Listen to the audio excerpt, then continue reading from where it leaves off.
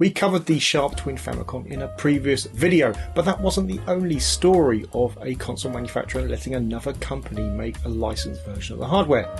Let's talk about the Mega Drive and what JVC did with it.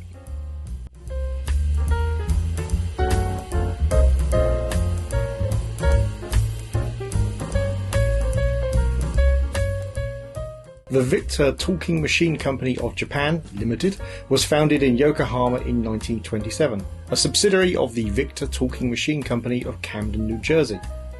It specialised in building and selling phonographs and records like its parent company. After its purchase by RCA, the company also started selling radios and became the first television manufacturer in Japan. This specialisation in audio-visual electronics became the backbone of the company and eventually led to them helping Sega with the audio parts for several projects. As part of this help, the, now shortened, Victor Company of Japan were given the rights to release hardware based on the Sega Mega Drive. And this led to them taking the technology from the Mega Drive and the Mega CD add-on and creating the Wonder Mega. There were 4 main versions of the Wonder Mega released between 1992 and 1994. The RGM1 was the first version, released in 1992. It was incredibly sleek, merging the Mega Drive and CD add-on, but it also featured some enhancements like improved audio with DSP and karaoke features. The HWM5010 is actually the same as the RGM1, but re-released with Sega with all that Victor branding removed and replaced with Sega's own. Victor then released the RGM2. This was mostly a cost-cutting exercise, but it had some interesting changes. The standard joystick ports were moved to the back, and an infrared sensor was added to the front to allow the use of wireless controllers. Unfortunately, the changes to design meant that it was hard to use the 32X and a CD drive at the same time, because the 32X blocked the drive from opening. Several add-ons were released, including a couple of official ones, in an attempt to fix this. Using their JVC subsidiary, they then released the X'Eye in North America. This version was vastly changed and is considered a far inferior design, especially in the looks department, to the Wonder Mega. It's also the only one I actually own. There are also 2 versions of the X'Eye. One includes a standard Mega Drive video DIN connector, that's standard for the Mega Drive 2, it's the smaller one. The other one just has the composite ports. Now, technically as well, Sega did also enter the combined market with the CDX, although this was an even more radically miniaturized design, looking quite a lot like the CD Discman of the time. In fact, we'll look at that when we look at the hardware. I do own one of those as well. Talking of which, we should look at the hardware. JVC, by the way, stands for the Japanese Victor Company, so it's all just kind of turned around. It's really interesting in how the company was built up, and it's been purchased several times. But yeah, anyway, that's I think probably for a different topic. But yeah, let's have a look at the hardware and then we'll go on to some games. And here we are. This is the X'Eye. That's on it.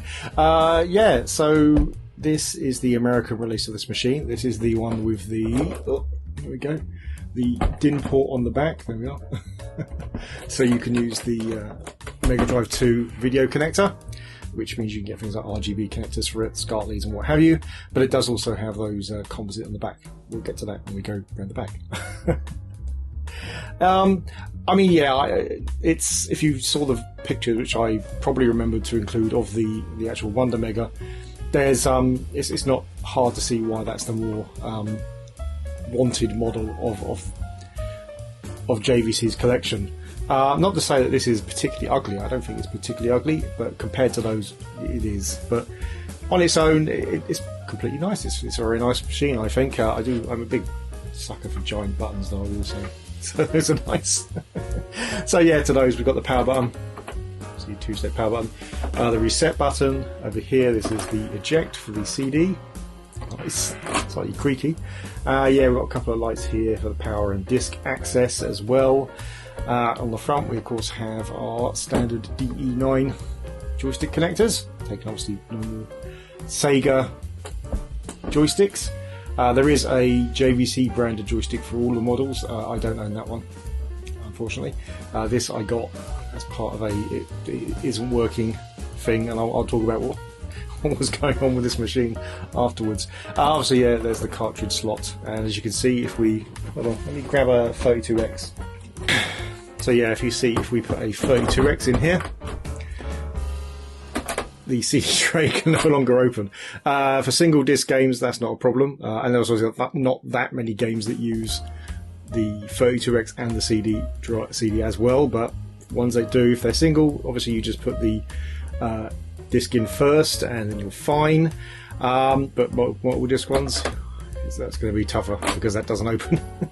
There were a few add-ons which basically moved the joystick port kind of here on a little bendy thing, so that it came here so this could open. But yeah, it's not ideal. It's not surprising either.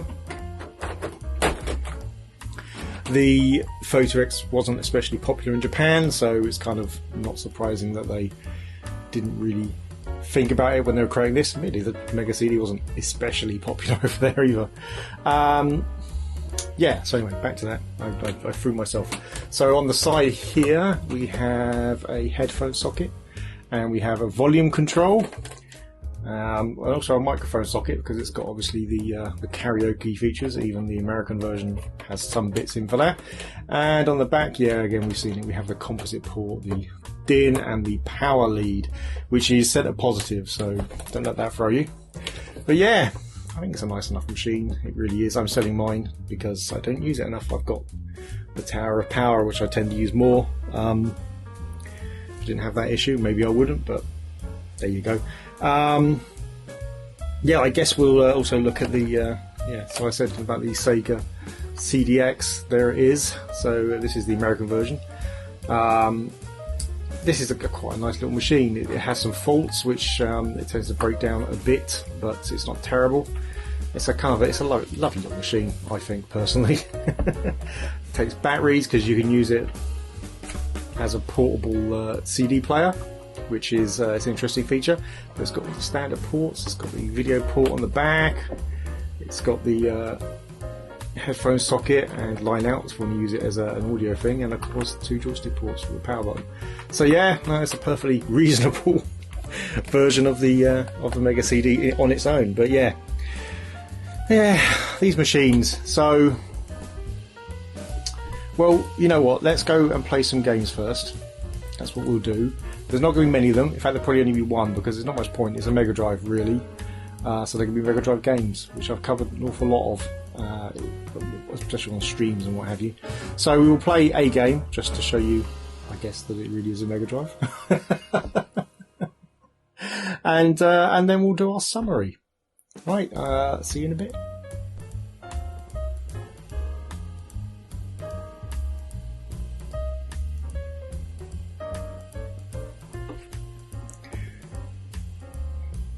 Right, the X'Eye. Now, the issue with the X'Eye is it's quite hard to get hold of.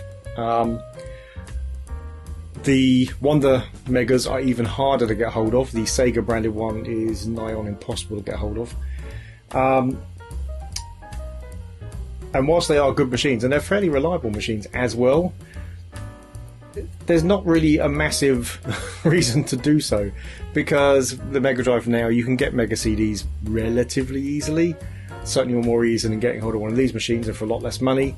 And most of the solutions that are coming out, the solid state solutions for Mega Drive, especially like the Terra Onion ones and stuff, they allow you to use CD images anyway. So yeah, if you can get one of these for a decent enough price, I do, yeah, get it. Why not?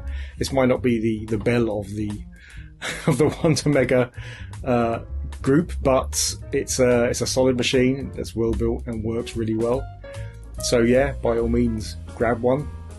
But yeah, the prices tend to go quite high for what they are, and at those higher prices, I don't personally recommend them.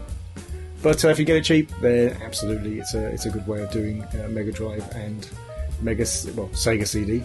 Didn't come out in Europe. Mega Drive and Sega CD. I guess Genesis is Sega CD, but you know what I mean. Anyway, it's a good way of playing Sega games on CD. Right. that's it then. Thanks for watching. If you enjoyed this video, please hit like. If you really enjoyed the video, please hit subscribe. If you didn't enjoy the video or you have something else to say, then please leave it in a comment below.